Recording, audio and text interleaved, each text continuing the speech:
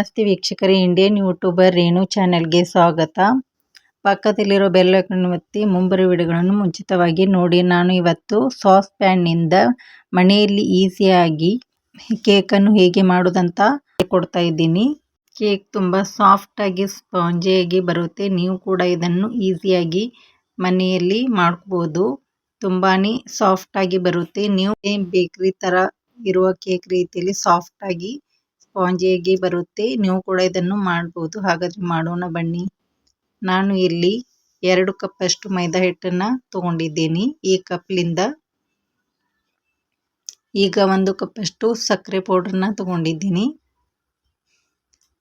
ಅರ್ಧ ಕಪ್ ಅಷ್ಟು ಹಾಲಿನ ಪೌಡ್ರನ್ನ ತಗೊಂಡಿದ್ದೀನಿ. ಬೇಕಿಂಗ್ ಪೌಡ್ರ್ 1 ಟೇಬಲ್ ಸ್ಪೂನ್ ಅನ್ನು ತಗೊಂಡಿದ್ದೀನಿ. 1/4 ಟೀ ಸ್ಪೂನ್ ಅಷ್ಟು ಬೇಕಿಂಗ್ ಸೋಡಾ, ಚುಟಿಕೆ ಉಪ್ಪನ್ನು ತಗೊಂಡಿದ್ದೀನಿ. ಈ ಕಪ್ನಿಂದ ಮೊಸರನ್ನ ತಗೊಂಡಿದ್ದೀನಿ. 1/4 ಕಪ್ ಅಷ್ಟು ಸನ್ಫ್ಲವರ್ ಆಯಿಲ್ ತಗೊಂಡಿದ್ದೀನಿ. 1 ಟೇಬಲ್ ಸ್ಪೂನ್ ವೆನಿಲಾ ಎಸೆನ್ಸ್ ತಗೊಂಡಿದ್ದೀನಿ. 1 ಟೇಬಲ್ ಸ್ಪೂನ್ ವಿನೆಗರನ್ನು ತಗೊಂಡಿದ್ದೀನಿ. 1 ಗ್ಲಾಸ್ ಅಷ್ಟು ಹಾಲನ್ನು ತಗೊಂಡಿದ್ದೀನಿ. ಈಗ ಒಂದು ಬೌಲ್ಗೆ ಒಂದು ಜರಡಿಯನ್ನು ಇಟ್ಬಿಟ್ಟು ಅದರಲ್ಲಿ ಮೈದಾ ಹಿಟ್ಟನ್ನು ಹಾಕ್ಕೊಳ್ತಾ ಇದ್ದೀನಿ. ಅದಕ್ಕೆ ಹಾಲಿನ ಪೌಡ್ರನ್ನ ಹಾಕ್ಕೊಳ್ತಾ ಇದ್ದೀನಿ. ಬೇಕಿಂಗ್ ಪೌಡ್ರನ್ನ ಹಾಕ್ಕೊಳ್ತಾ ಇದ್ದೀನಿ. ಬೇಕಿಂಗ್ ಸೋಡಾ, ಚುಟಿಕೆ ಉಪ್ಪನ್ನು ಹಾಕಿಬಿಟ್ಟು ಇದನ್ನು ಚೆನ್ನಾಗಿ ಜರಡಿ ಹಿಡಿಯಬೇಕು. ಇದು ಈ ರೀತಿ ಮಾಡ್ಕೊಳ್ಳೋದ್ರಿಂದ ಕೇಕ್ ತುಂಬಾ ಸ್ಪಾಂಜಿ ಸಾಫ್ಟಾಗಿ ಬರುತ್ತೆ. ಈಗ ಇದನ್ನು ಪಕ್ಕಕ್ಕೆ ಇಟ್ಬಿಟ್ಟು ಇನ್ನೊಂದು ಬೌಲಲ್ಲಿ ಸನ್ಫ್ಲವರ್ ಆಯಿಲ್ನ ಹಾಕ್ಕೊಳ್ತಾ ಇದ್ದೀನಿ. 1/4 ಕಪ್ ಅಷ್ಟು ಸಕ್ಕರೆ ಪೌಡ್ರನ್ನ ಹಾಕ್ಕೊಳ್ತಾ ಇದ್ದೀನಿ. 1 ಕಪ್ ಅಷ್ಟು, 1 ಬಟ್ಲಷ್ಟು ಮೊಸರನ್ನ ಹಾಕ್ಕೊಳ್ತಾ ಇದ್ದೀನಿ. ಬೇಕಾದರೆ ಹಾಕೋಬಹುದು ನೀವು, ಇಲ್ಲಾಂದರೆ ಸ್ಕಿಪ್ ಮಾಡ್ಕೋಬೋದು. ಈಗ ಇದನ್ನು ಎಲ್ಲವೂ ಚೆನ್ನಾಗಿ ಬೆರೆತ್ಕೊಳ್ಳೋ ಹಾಗೆ ಚೆನ್ನಾಗಿ ಮಿಕ್ಸ್ ಮಾಡ್ಕೋಬೇಕು.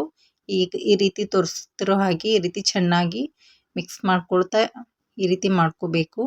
ಈಗ ಜರಡಿ ಹಿಡ್ಕೊಂಡಂಥ ಹಿಟ್ಟನ್ನು ಸ್ವಲ್ಪ ಸ್ವಲ್ಪ ಹಾಕಿ ಮಿಕ್ಸ್ ಮಾಡ್ಕೊಳ್ತಾ ಹೋಗಬೇಕು. ಸ್ವಲ್ಪ ಸ್ವಲ್ಪನೇ ಹಿಟ್ಟು ಹಾಕ್ಕೊಳ್ತಾ ಮಿಕ್ಸ್ ಮಾಡ್ಕೊಳ್ಳೋದ್ರಿಂದ ಬ್ಯಾಟ್ರ್ ಚೆನ್ನಾಗಿ ಬರುತ್ತೆ. ಈಗ ಇನ್ನೊಂದು ಸ್ವಲ್ಪ ಹಾಕ್ಕೊಂಡು ಈ ರೀತಿ ಮಿಕ್ಸ್ ಮಾಡ್ಕೊಳ್ತಾ ಇದ್ದೀನಿ.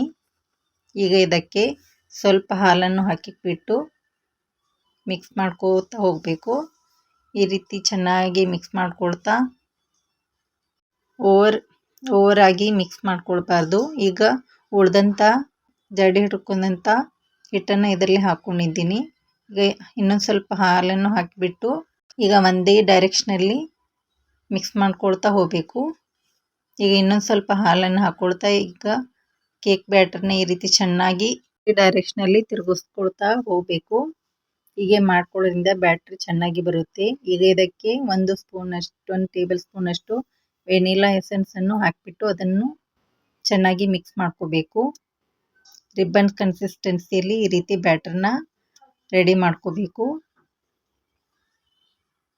ಈಗ ನಾನು ಇದಕ್ಕೆ ಸ್ವಲ್ಪ ಟೂಟಿ ಫ್ರೂಟಿನ ಹಾಕ್ಕೊಳ್ತಾ ಇದ್ದೀನಿ. ಅದಕ್ಕೆ ಸ್ವಲ್ಪ ಸಕ್ಕರೆ ಪುಡಿನ ಹಾಕಿಬಿಟ್ಟು ಅದನ್ನು ಕೂಡ ಬ್ಯಾಟ್ರಲ್ಲಿ ಹಾಕಿ ಈ ರೀತಿ ಮಿಕ್ಸ್ ಮಾಡ್ಕೊಳ್ತಾ ಇದ್ದೀನಿ. ಬೇಕಾದರೆ ಡ್ರೈ ಫ್ರೂಟ್ಸನ್ನು ಕಟ್ ಮಾಡಿ ಹಾಕ್ಕೋಬೋದು. ಈ ರೀತಿ ಕನ್ಸಿಸ್ಟೆನ್ಸಿಯಲ್ಲಿ ಬ್ಯಾಟರ್ನ ನೀವು ರೆಡಿ ಮಾಡ್ಕೋಬೇಕು. ನಿಮಗೆ ಬೇಕಾದರೆ ಪ್ಲೇನ್ ಕೇಕ್ ಬೇಕಾದರೆ ಈ ರೀತಿ ಎಲ್ಲ ಡ್ರೈ ಫ್ರೂಟ್ಸನ್ನು ಟೂಟಿ ಫ್ರೂಟಿನ ಸ್ಕಿಪ್ ಮಾಡ್ಕೋಬಹುದು. ನಾನು ಇಲ್ಲಿ ಒಂದು ಸಾಸ್ ಪ್ಯಾನಲ್ಲಿ ಈ ರೀತಿ 1 ಡ್ರಾಪ್ ಅಷ್ಟು ಎಣ್ಣೆನ ಹಾಕಿಕೊಂಡು ಈ ರೀತಿ ಸ್ಪ್ರೆಡ್ ಮಾಡ್ಕೊಳ್ತಾ ಇದ್ದೀನಿ.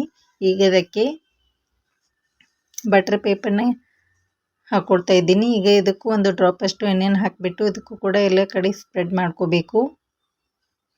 ಸುತ್ತಲ ಎಲ್ಲ ಕಡೆ ಎಣ್ಣೆ ಎಲ್ಲ ಕಡೆ ಹರಡುವ ಹಾಗೆ ಸ್ಪ್ರೆಡ್ ಮಾಡ್ಕೋಬೇಕು. ಈಗ ನಾನು ಗ್ಯಾಸ್ ಸ್ಟವ್ ಮೇಲೆ ಒಂದು ತವಾನ ಇಟ್ಕೊಳ್ತಾ ಇದ್ದೀನಿ.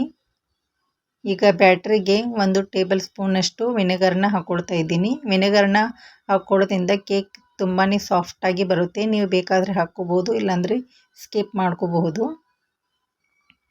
ಈಗ ಬ್ಯಾಟರನ್ನು ಸಾಸ್ ಪ್ಯಾನ್ಗೆ ಹಾಕ್ಕೊಳ್ತಾ ಇದ್ದೀನಿ.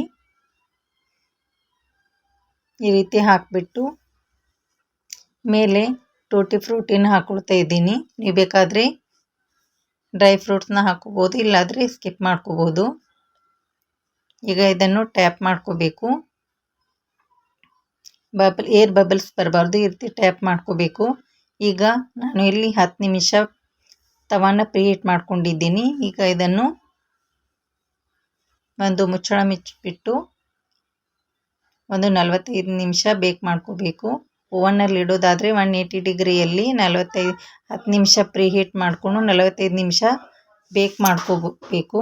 ಸಾರಿ, ನಾನು ಇಲ್ಲಿ ಪ್ಲೇಟನ್ನು ಚೇಂಜ್ ಮಾಡಿದೆ, ಅದು ಉಬ್ಬಿ ಬರ್ತಾ ಇತ್ತು. ಅದರಿಂದ ಈ ಪ್ಲೇಟನ್ನು ಈ ರೀತಿಯಾಗಿ ಮುಚ್ಚಿಬಿಟ್ಟು 45 ನಿಮಿಷ ಬೇಕ್ ಮಾಡ್ಕೊಂಡಿದ್ದೀನಿ. ಈಗ ಇದು ಕೇಕ್ ಆಗಿದೆ ಅಂತ ಫೋರ್ಕ್ನಿಂದ ಟೆಸ್ಟ್ ಮಾಡ್ತಿದ್ದೀನಿ. ಕೇಕ್ ಈಗ ರೆಡಿ ಆಗಿದೆ.